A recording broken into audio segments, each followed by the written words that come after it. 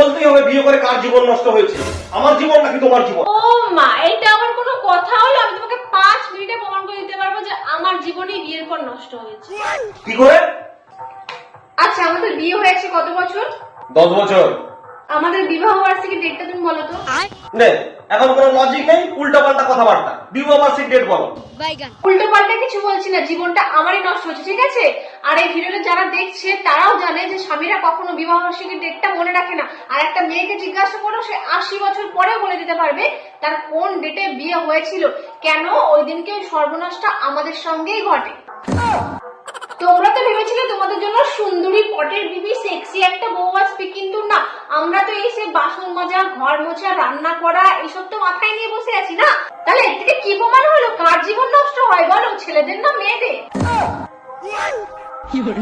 বলো, আর শুনবে কিছু? আর শুনবে? কার জীবন